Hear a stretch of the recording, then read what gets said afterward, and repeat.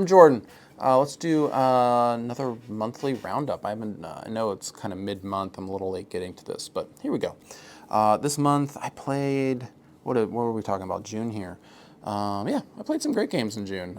It was kind of a slow month, but I got some good stuff played. So let's start with a good game.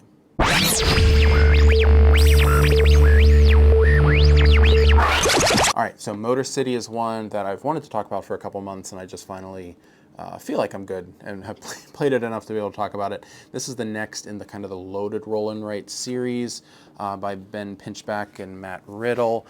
They did Fleet the Dice game and Three Sisters. Three Sisters was my favorite game from last year, and Fleet the Dice game is also fantastic. And this one is just in line with those. This one is a wonderful, wonderful game. This is a engine building roll and write game in which you are running a car factory and you're kind of working, doing some research, you're doing some production of the vehicles, you're selling the vehicles, doing a test track.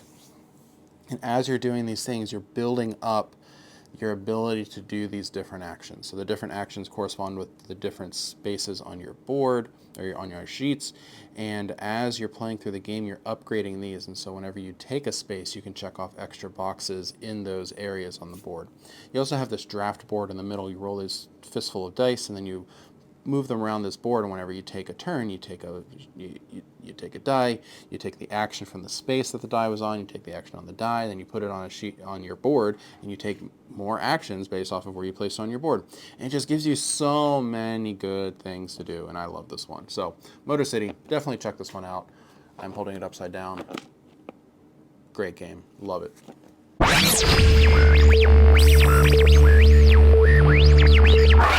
Another great one that I recently got to play, and this one came out last year from Pandasaurus. This is Orichalcum. Orichalcum is a really interesting game with, it kind of is based around this action drafting mechanic where you have all these actions out, and you take a card and it has a tile on it. The card is going to give you kind of an action you can take, and then you put the card on your board, and then you get to take these additional actions. And the game is, it's a race to 5 points. That's all you're trying to do. You're trying to score these 5 points throughout the game.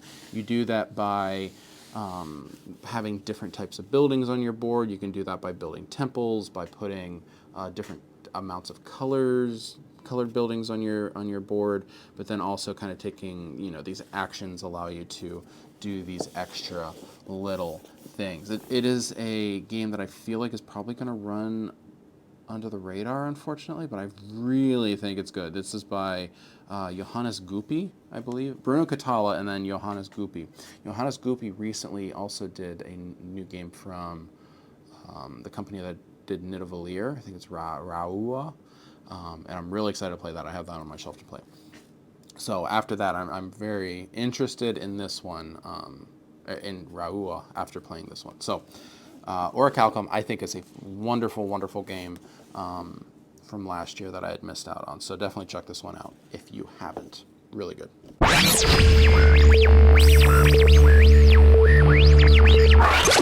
right. I usually like to talk about a game I didn't like, and so here is No Context by Skybound Games. This is a party game, and I do like party games. I've talked about other party games on here. I recently played Fun Facts last weekend, and that was a ton of fun. Yeah, I generally do.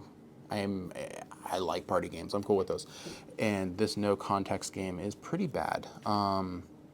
It is a kind of a image association game where you have a picture on the table that is secret to you, and you're trying to get the other players to figure out which picture is yours. You take these other pictures and you kind of say, it's like this or it's not like this. Sort of, I guess, Similo-like, I suppose. And as you're doing that, hopefully your opponents will figure out what picture is yours. However, the artwork and the theming is Mr. Lumingstein, which I believe is a webcomic. Artwork is objectively not well done, but also it doesn't make any sense. When they say the game is called No Concept, it's because no context, and I think it's because you're missing context if you don't understand this. So, for instance, here's a card. It has a tree on it and says, "The heck you looking at?" All right. This one is a baby sitting at a desk. This is two people just saying the word sick to each other. And so it's just decks of these cards that don't really make any sense. A lot of them are not appropriate for families, or depending on what kind of group you're playing in. And I think this game was pretty terrible, and I'll never play this again. So, no context. Not good. Don't play. All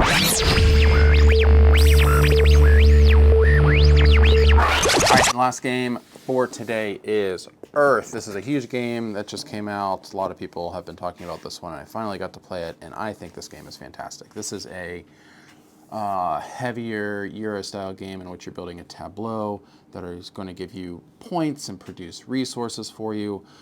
It's an Earth theme. You're kind of creating this biome full of plants, and then you're getting these different scoring objectives throughout the game that you're trying to meet based off of the types of plants.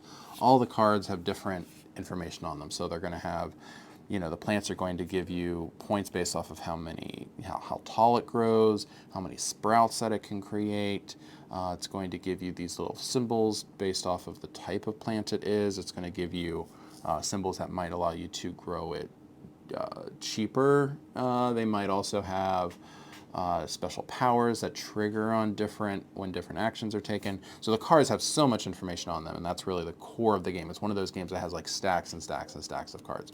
You're never going to see the same cards multiple times. But it has a similar engine to something like Puerto Rico, Race for the Galaxy, Ares Expedition, those types of games where somebody takes an action and then everybody can follow taking a different version of that action. So it's a game where you are constantly involved every single turn, and you're happy with every action somebody takes because you can almost always do something cool with that. Maybe somebody's just taken a whole bunch of dirt, which is kind of currency in this game, and then you get to take some dirt too. Maybe you get to just draw some cards, and then you get some new cards in your hand. Maybe you get to plant a card, and you get to trigger a whole bunch of stuff. And it just is so cool. This is front runner for my game of the year. It's a little heavier than the games I typically cover on here, but this game is absolutely fantastic. I love it. May has played it with us a couple times pretty successfully. It's probably a little above her pay grade, but I think it's okay. She's doing pretty well with it, and she enjoys it, so I'm not going to force her to play something she wouldn't or can't play. So that is Earth. I love this game, and it's definitely one I'm going to be playing a ton. Love it. All right. So that is my quick roundup from June. July is already off to a great start, so looking forward to talking about July games next month. So, all right, guys, next time. I'm Jordan. Thanks.